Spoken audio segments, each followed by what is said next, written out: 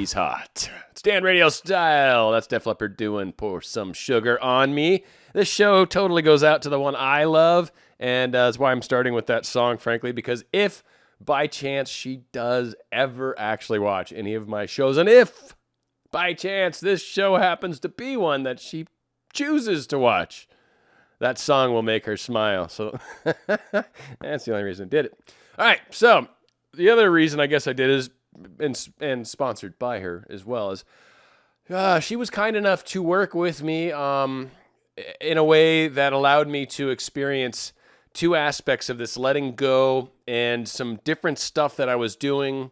And I thought I would share with you guys because I'm hoping it might shed some light, as an example at least, on the differences, though somewhat subtle, made an enormous difference and immediately turned around with positive results, positive indications. Now, I will say the text messaging thing, generally speaking, because that's how a majority of our conversations occur, that's kind of what guides that. And so to get into it, and it'll probably be hopefully reasonably short, to get into it, it got into one of those things where I was kind of already getting frustrated. I was sort of heading on a downward, kind of like, I don't know, I've been doing this a long time, like I don't even care anymore, like whatever, right? Like, and really thinking about it, like, what is it? You want love? Do you want a relationship? What do you actually want?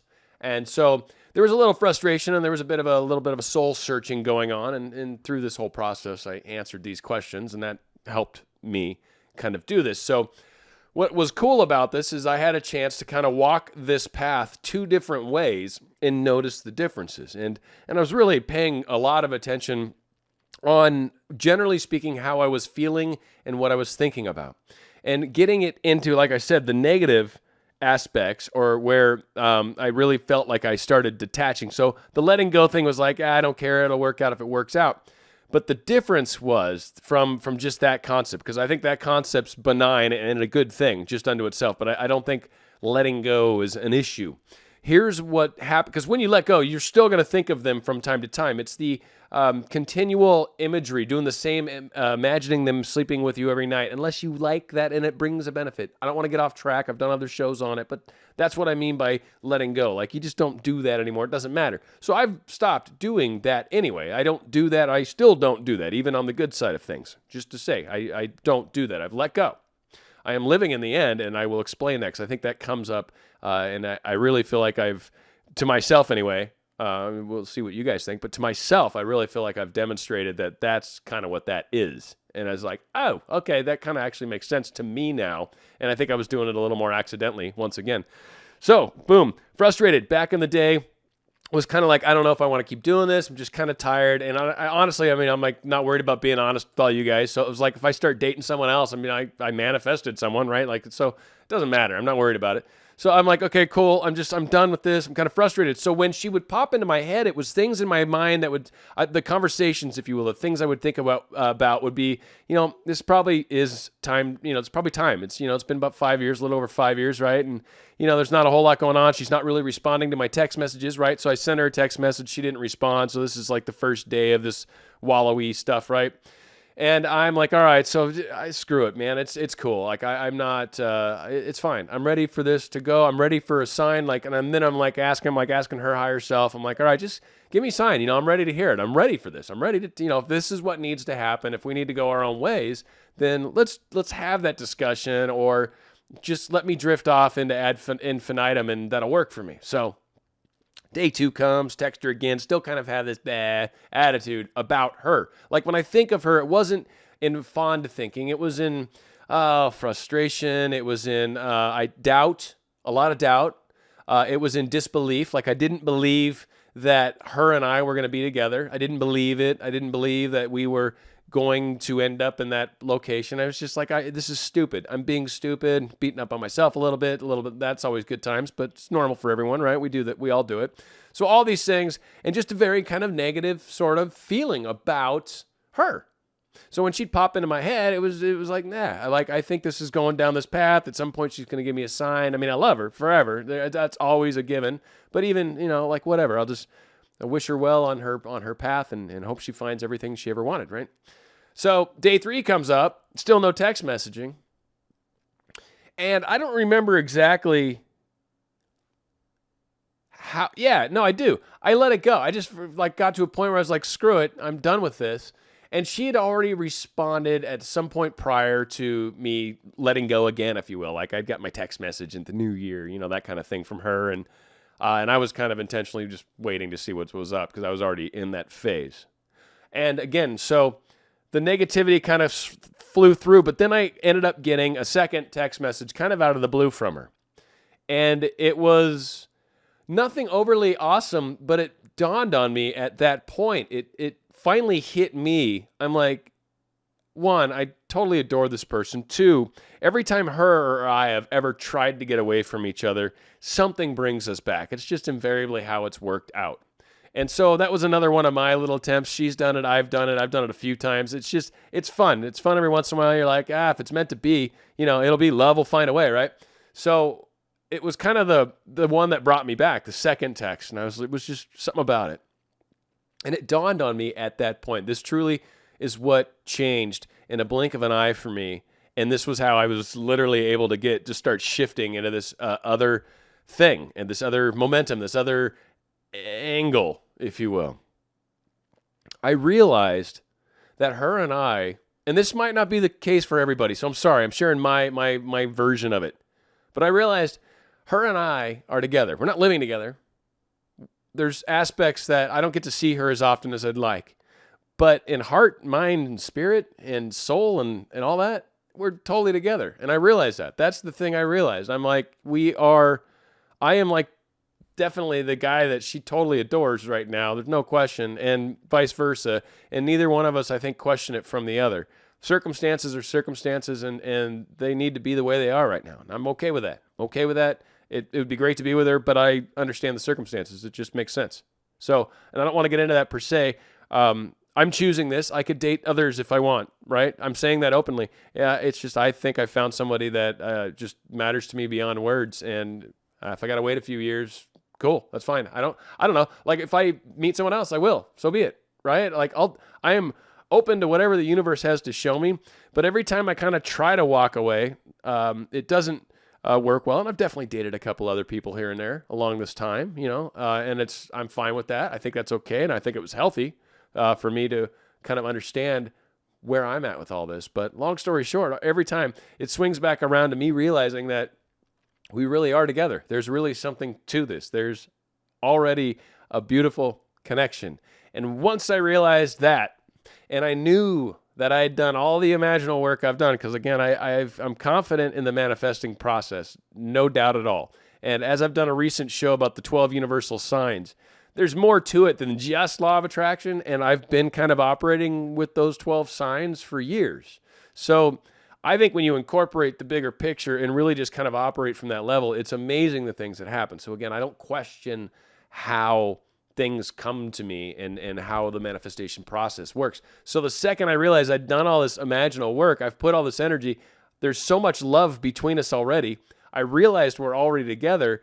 It was just like, oh my God, that's it. It's done. It's okay. Everything's okay.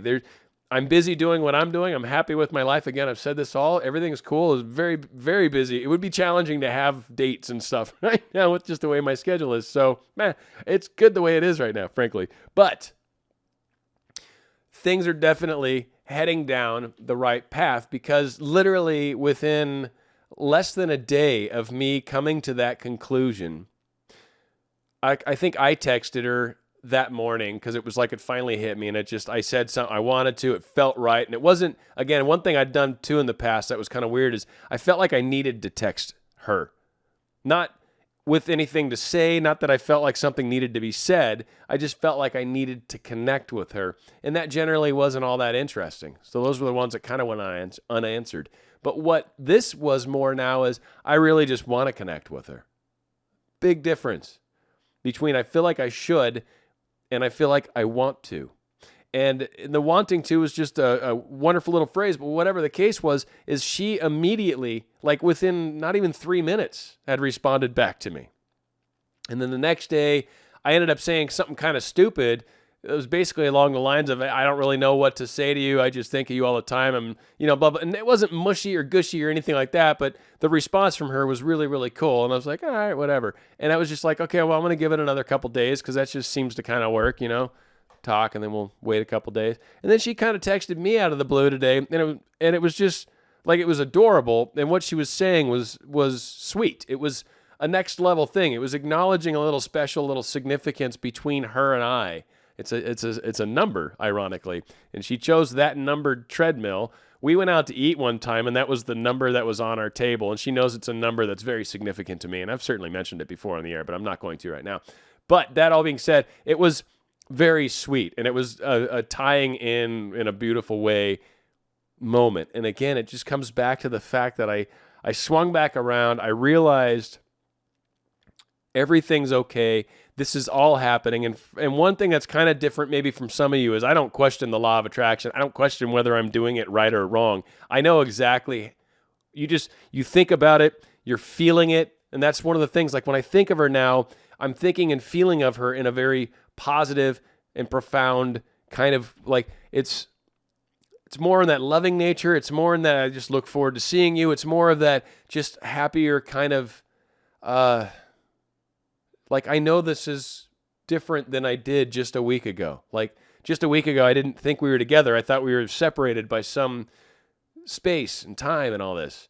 And in reality, we're very together, and the space that exists between us really doesn't exist. We actually feel like, she texted me, and I was sitting there thinking about her, and then my phone blinged, and I was like, huh? And I looked over, and it was her, and I was like, what? No way. Because that was, like I said, it's just kind of, that doesn't happen often, right? So I was kind of surprised.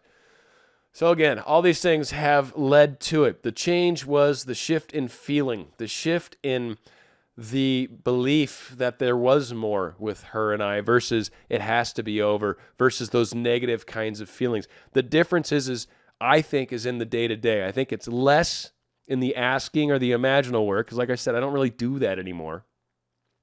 It's more, I think, in the day-to-day. I think it's more in the this is happening. And that's where I believe the living in the end has really come into play, because I'm actually living as if we're together, which we are together currently. We text. I'm not living with her. We don't get together as often as I'd like, but that is, all the things are happening perfectly, and they're heading in the exact right direction. And the way it's playing out is perfect for me. It's perfect for her, and it's perfect for everybody involved. So it's one of those things where I just realized everything's awesome, and I know where I'm at, I know where I'm going, and I know what I'm doing. And yeah, maybe it's not quite as quickly as I'd like. I actually, being me, the thing I don't really question about that is I know it's happening in the perfect timing.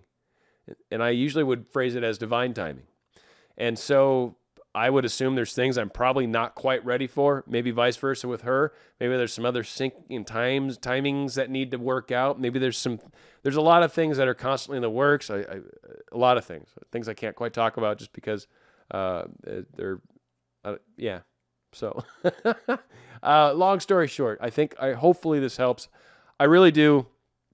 It's the last time I'm going to do anything crazy like this as far as her and I, because it was tough kind of being that, like, distancing myself that much from her. And it wasn't done totally intentionally like, oh, I'm going to learn this. It was done like thinking that was where it was going. And I just hate that feeling. I hate that like I was okay with finding out it was over, but that knowing that, I don't know, there's just something about that distancing that's so strange. So it is powerful how it plays out. It usually brings energies back together. I think love does find a way, and that's something I like to test every once in a while. I think it's a good indicator that you're heading down the right track, that it's actually going to find its way for you. Because if it doesn't, maybe it's time to consider other things. I mean, but if there's someone that, doesn't want to let you go too far away, but maybe doesn't want you as close as you'd like, there's something to be said about that. There's something to consider. Hopefully that makes a difference. All right, I have no idea what I was going to call this show, and I still don't, but I'm going to tell you one thing. We're going out with a song from 1989, and it popped into my head when I was doing the getting ready to pull music for this, and it was a song that my older brother actually got me into, out of all people. It was kind of a rap song at the time. But anyway, I don't know if anyone's going to know this song. But it was super special to me. I had it, and it was a little cassette tape even. It was a single cassette tape. Stupid. It's by U Crew. It's called If You Were Mine. Stand radio style. If you were mine, I'd buy you